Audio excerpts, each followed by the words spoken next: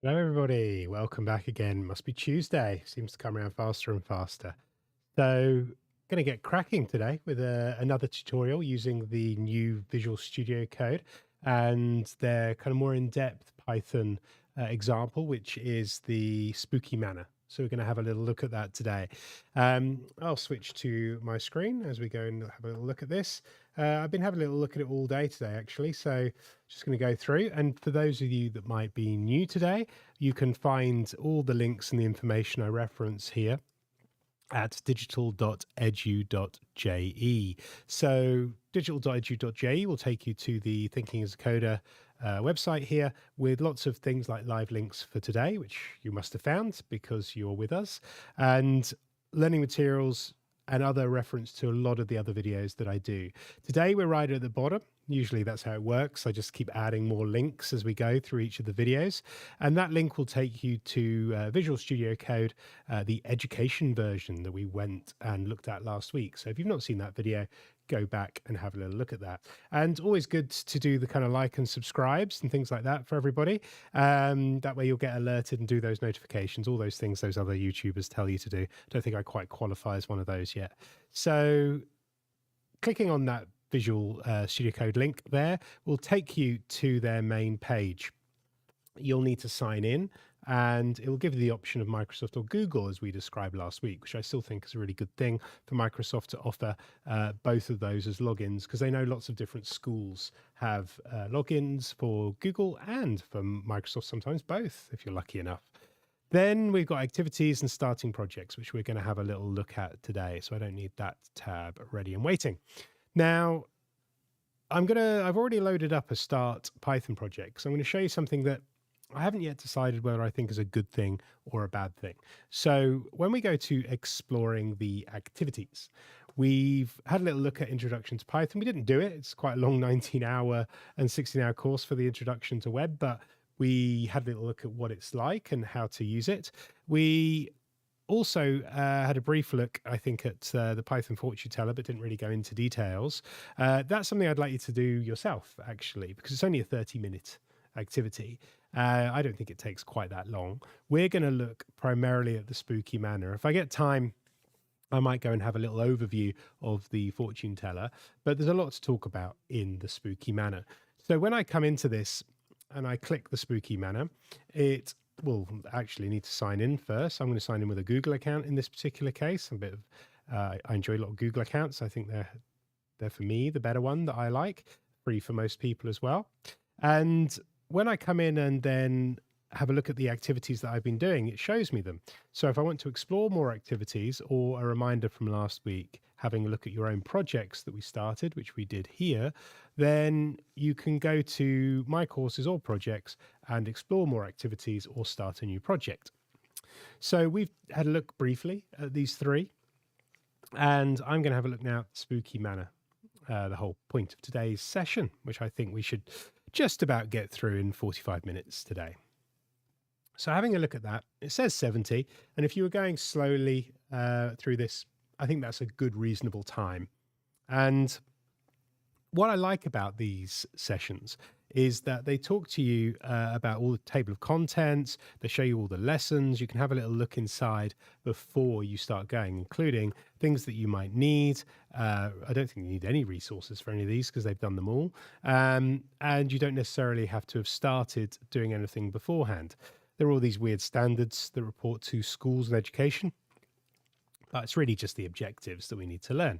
So we're going to have a little look at the basics of Python programming and some things that we've not talked in great deal about through the other sessions. So this is taking us that little bit further, but we'll discuss the product and whether or not I think you should be going as fast as this, but let's just get cracking with it. And at the top, we've got start the course. And then it does take a little while to load up the very first time you do this, which is not surprising because there's quite a lot to do. This is all online. It's finding out what folders you have accessible to you. I think it's still very, very good. Again, we can, although it seems to have extended its time, or was it 7? No, it said 70 minutes, didn't it, beforehand? So we can have a look and we can expand all of these kind of folders to see what we've got coming if you want to. So you can see there's a lot of locks here because I haven't done the one before it. So you kind of have to do the one before to learn it, which makes sense with any kind of lesson. So you don't need to look at this at the side, but if you want to see how much there is to do and what the topics are, then you've got that ability to do so on that side. As we scroll to the side, and I'll keep it a little bit open. I'm going to press start, and then it says, welcome, brave adventurer, some stuff. We're just going to make our way through a kind of map and play a game effectively. So when we press next, it then does say what just happened. And what just happened was that we have this area on the side to run our Python code, which I really do like because that can be quite problematic. And we've used things in the before like Trinket, which I still love, but there's lots of advertising around it. You know, it's a product, it needs to make money. Of course it does. But Visual Studio Code is a Microsoft product. They're making money from businesses and other places. So they're able to give this education for free. Now, if you start to run out of space, you can always drag that off to the side to gather yourself more space, or move these windows around to read or see more of the explanation. So I often just move things around a little bit. I'm going to try and keep the right hand side free so my head doesn't get in the way of things. So effectively, this is my first issue, I suppose. It starts talking here about taking the first steps for the spooky manor. And what it says is we need to use a pre-made room class. And I think they should make you make these classes rather than give them to you. I'm going to show what I mean by that in a minute. And we define rooms in our game. We think of the class as a blueprint for creating things inside our game, and that's exactly what the class is. It's a time-saving tool. For example, I might have a room class, a key class, and a friend class. We'll see that as we start to generate this game. That'll become a little bit more obvious. And then it says, what's a class? And it says it's like a recipe that helps you make cookies with the same ingredients and steps every time. Yeah, it's like, well, I suppose if you were making cooking and you had a bag of ingredients and you had loads of them, loads of cookie mix each time to the side, and each time you go to make it, you're just grabbing the whole bag of ingredients rather than trying to get them individually. I suppose that's a way of looking at that. So what they've said here to kickstart the adventure is they've created a library for us. And that's kind of where I'm not so sure about this. I think they should make you build these myself, but hey, it's going to get us going quicker, and I am going to show you the libraries anyway. So first of all, down here, we can copy this Python, or, and again, I'm not so sure about this, or you can type things out. Now I get for the purposes of speed that we can just paste that into this side here. I'm going to get rid of this to the side now. And we don't need to create the room class ourselves. It's already provided in the Spooky Manor library. You just need to import to use your game. Now, lots of libraries exist, and I'm okay with libraries. There are some libraries I wouldn't want to make. A good example of that would be some Python code, and I'm going to use it now and come into it. If I was going into a blank version, as we've got here from the previous week, where we've got some code in here, if I wanted to make a random number, I would have to program how to make a random number. Computers can't make them. So I would have to import random. And you can see here that it's got import random there as a thing. And that's fine because now I could create a random number, make random. So I'm using that as a variable equals, and then I can now use the random variable to do stuff. And if I wanted to print and have my make random, which should now come involved as an idea here, and press play, it's going to run my file and make random. Oh yeah, sorry. It's called random, which always makes a little bit of a weirdness for that. You have to call the random library and find the term random inside it. I'm going to make that a little bit more obvious in a second. And we have this random number between 0 and 1. Now, that's actually not an easy thing to do. So I'm going to show you what this means. To import random means that somebody somewhere, and here is an example of it, and I'm going to zoom in to this now. This is in GitHub, place where people find code. And this is the random library. This is a library that somebody has gone through. And if we go to line, I think it's 108, 103 here, this is the class random, how to make a random number. And it tells me using commenting. And those of you that are keen of eye will find out that the commenting here uses 3 speech marks. That's fine. If that's something else that can happen, as well as hashtags. And we've gone through and we've defined all the ways we can make variable. Now, making a random number is not straightforward. If I click this little icon down there, we are going from 103, the line 103 there, to 873. That's how many lines it takes, 770 lines of code. But that's not just making a random number, it's making lots of different things. I don't want to have to do that every time I want to make a random number. So somebody has made me a library. So some people looking at this might go, do you know what?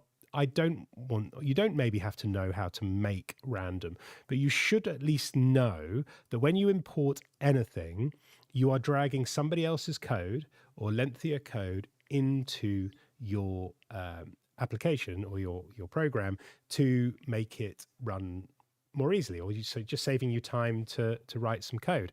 And that's a really useful thing when you're starting out. So I don't want to have to program it. Somebody's done it for me.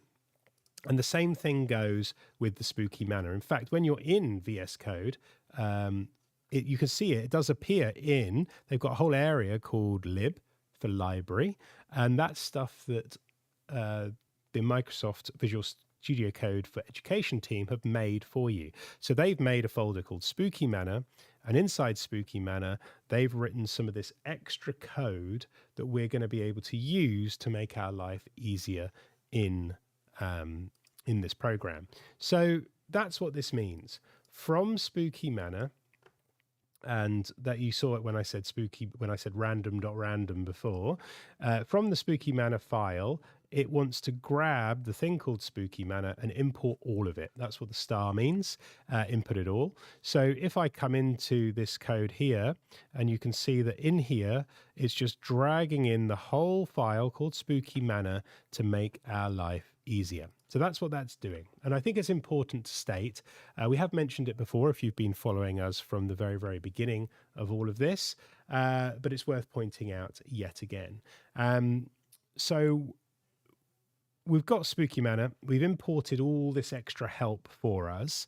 And we've got the comments here. We just need to import this to use our game. That's fine. But then it says, let's use one of these things. Now, it's quite difficult to see it all, so I'm just going to paste it all in here.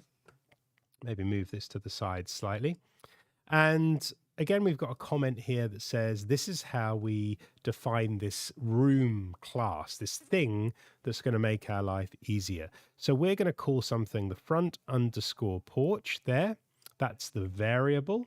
That's why we use the underscore. Some people like using camel case, which we have here, which means using capitals to separate the words out. But I think most Python programmers use the underscores as the spaces. And the class we're calling is this thing called room.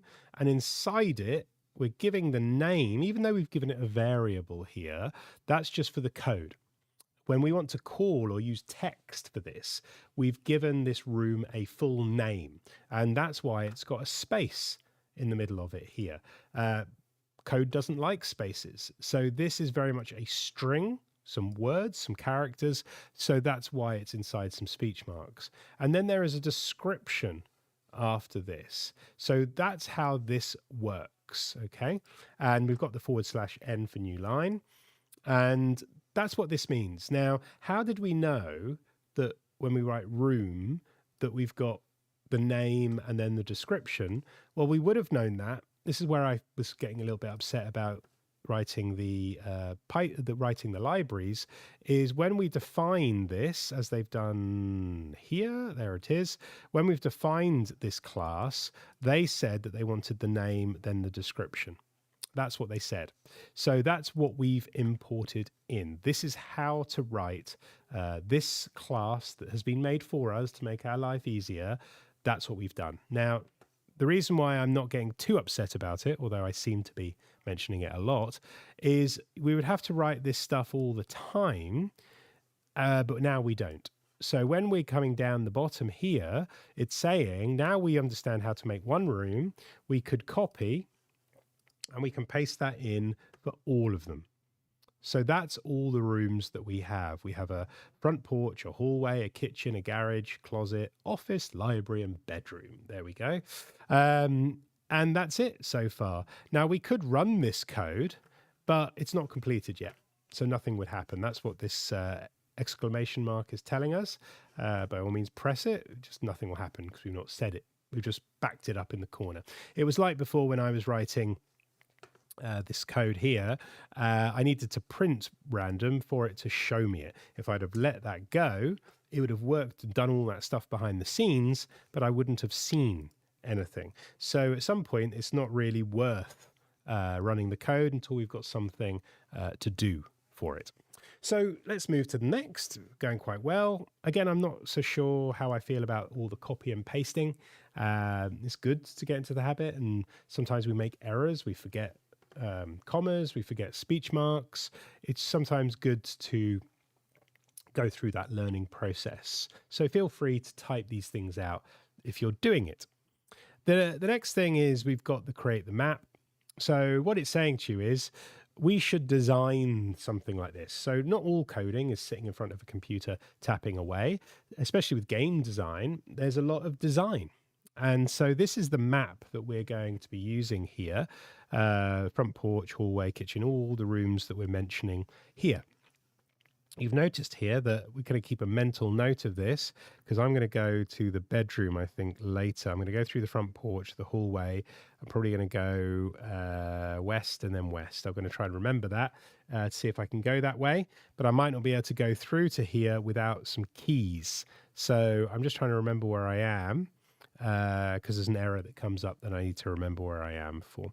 There's going to be ghosts, there's going to be people, doors are locked, lots of things, and a trophy to find when we win. So the code that we now have is this idea here where the code in the block below creates a passage from the front porch. So while we have all the room names here, we haven't assigned them places. So again, this is done in the library. So this is a bit of shortcut code.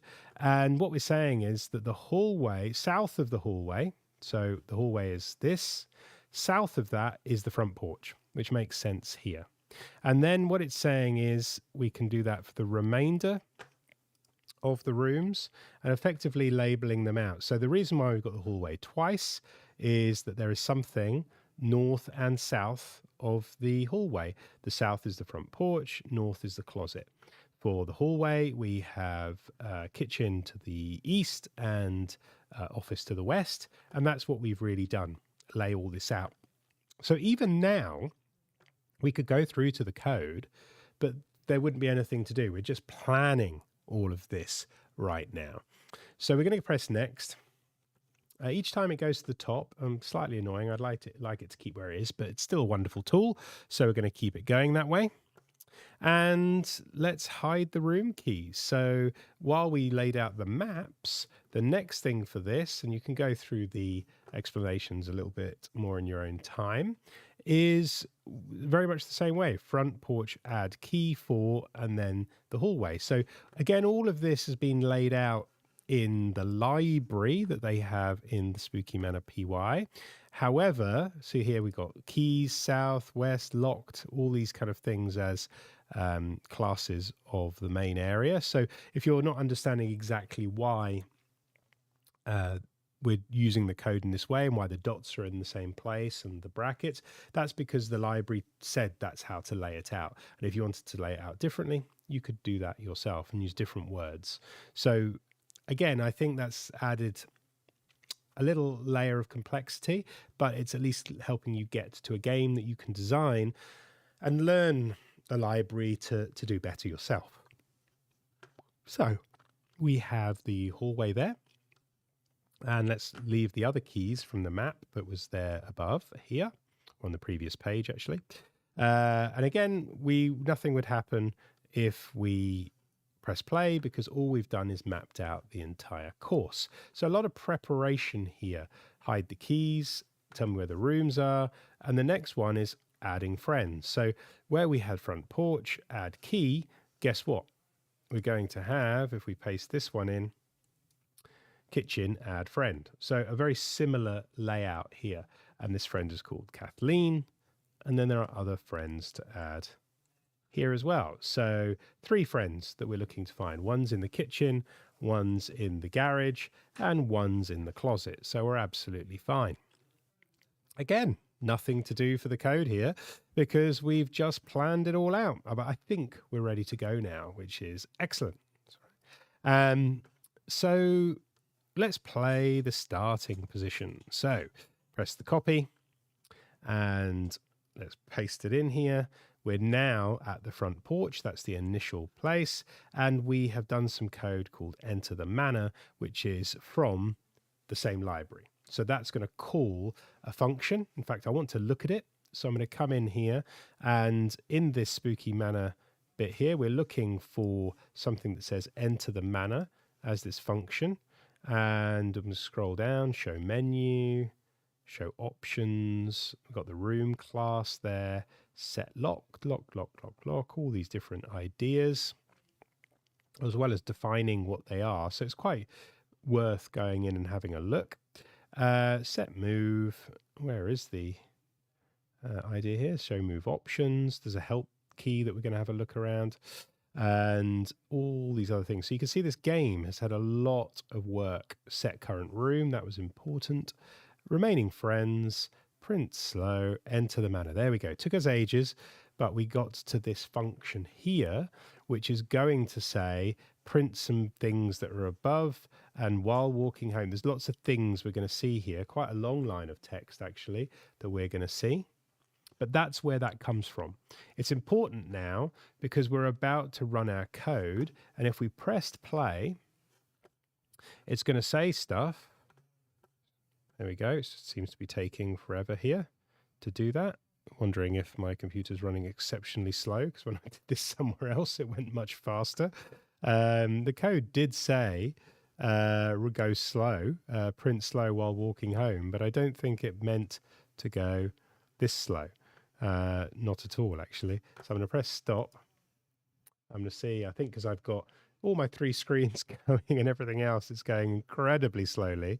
I'll leave that go while everything else has happened. That could really slow me up. I might have to go back to another browser to do that. So we'll give it a chance. I'll close this one down, actually. I'll close these all down here. Just see if that helps a little bit in a moment with my processor. So yeah, computer's absolutely going at a snail's pace here. It could also be my internet connection. We'll just have a little look. So it is starting to type out that code that we saw earlier while walking and going through. We'll keep going for this while we're waiting for it to catch up with myself.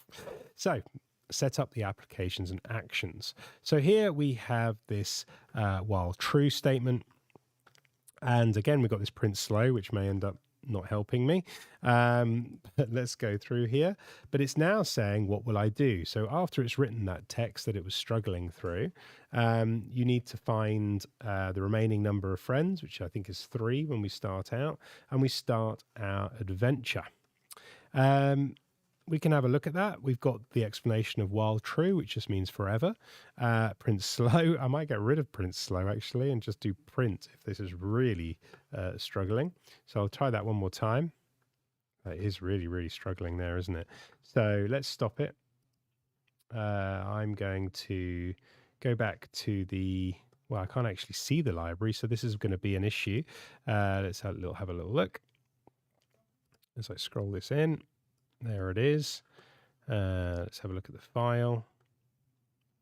No, because I'm already in it. So that is possibly going to have a little impact on the demonstration today, which is fine, but we're just going to have a little look at it. Won't be able to play it, or I might just open a new browser and just see if that works. So let's go over to this one. So I've got a different login that I was testing earlier. We'll see if this is just the browser itself or whether it's the whole computer. And we can go to vscode.edu.com. And I can see where I was already. So let's sign in with Google again. And let's see what we can do. So got the Resume Spooky Manor, which has a finished game in it. And this is loading up. One way to always check things. I like this website. It's quite a nice website, fast.com. See, shouldn't be the internet speed. We're doing all right here. And let's just play along with this one. And if it is this, I'll just refresh the page. So there's the code. Let's reduce this down. There we go. And we're in the Spooky Manor and press play. Yeah, that one's much faster. So it just must be an issue with the browser. I didn't want to get rid of my code. Let me just copy and paste everything just in case. And let's just refresh this page. So if you do get that issue, it's worth checking all the other options that are available to you. I was here. There we go. So it's remembered everything, which is a nice thing to know. And that's where we were, all the way down the bottom for this introduction to the room. So let's press play, see if it's sped up. There we go. So much better. But you'll notice it did go through quite a few bits of the terminal. So I might needed to raise this up a little bit for us to be able to see what to do. So while walking from home, that was the bit it was trying to do really, really slowly. You were with your three friends. You stop in front of an old house. The house is not as normal as it seems. We lose our friends, all this kind of stuff. Can we escape the house before dawn? So when we get here, what can we do? So I'm going to look around and just play the game. And there you go, 3 friends. So let's go. I'll need to find 3 of my friends before I can escape. So let's move to another room. Can't find anything. Let me just press 1 again, look around. So at the moment, that is going through a repeat. So I may have forgotten some of the code at the bottom here. And I think that's kind of what it was saying to do. Nothing will work. So let's go through and press the next bit of code to see what that is. Set traps in the manor. So I can't move anywhere. So I hadn't, and here's the code that I needed, done any actions as yet. So I can come in and I can do those actions. Now if I press play, I think I'll be doing better than I was before. 1, look around for clues. You need to find 3 more friends who can escape. Move to another room. There we go. So the reason we were struggling with that part was because we hadn't done the code for that yet. We've got all of that code that we need. And there's some more stuff there. So I'm going to keep playing this. So let's move north. Okay. Let's move to another room. Move east. And I'm probably going to say it's locked. Okay. So I can go east. That's fine. Look around for clues. Found a friend. Let's have a look. Move to another room. Where we move, and you keep moving around, following the instructions. Keep looking around for clues. Move to other rooms. It'd be good to keep a note of this with some sort of diary. Keep looking around for clues. Remind me where I am. I need to find 1 more friend to escape. You can keep seeing that every now and again, which is probably why you need more of the text here, that I am finding my friends and things are slamming shut, but it's moving up the top all the time. So I still need to move around. I'm going to move west, actually. I'm going to keep moving west. Unlock the door with the hallway key. I'm going to look around again. I found my friend. Oh, no, I found a closet key. I'm going to move another room, which is west again. You unlock the door with the office key. It slams behind me. Look around. You find a bedroom key. So I keep finding these keys. I keep finding my friends. If I was to get to the bedroom, I think it says that I can't do that. I thought it was keep west There you go. You unlocked with the bedroom key. I did find it, but then it gets kind of lost because I run out of the code.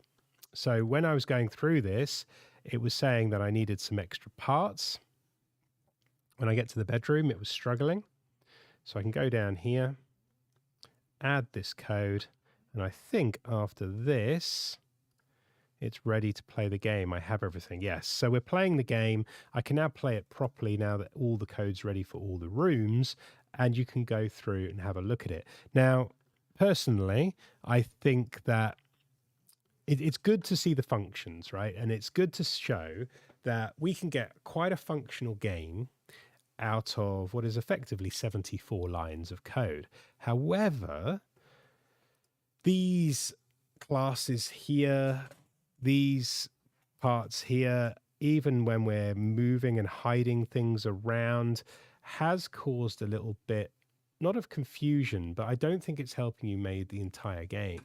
You can do while true and all these kind of things, and else and if and else if that we've gone through before. And if you followed all the other courses up until now over the last 12 or so weeks, whatever it's been, I would say that actually, yeah, maybe you were at that stage, but the library has helped us significantly.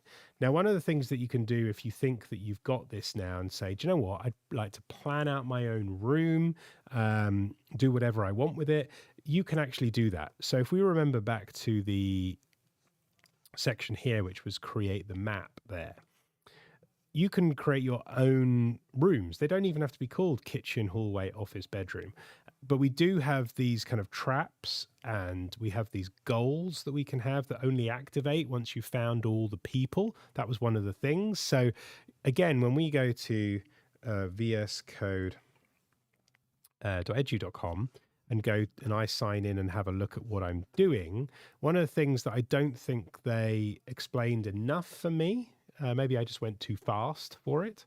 One of the things I don't think that they explained fast enough when I was going through this was in fact, I want to do my project so I can see the library. And I don't like having to do this. I should be able to access the library straight from here. Maybe I can, and I'm just not seeing it.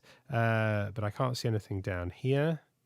No, can't see that. I'd like to see this file structure that we see when we're doing our normal Python, because when I go to library and look at the spooky manor, I'd like to be able to see all of this stuff. That's what happens when you find a ghost.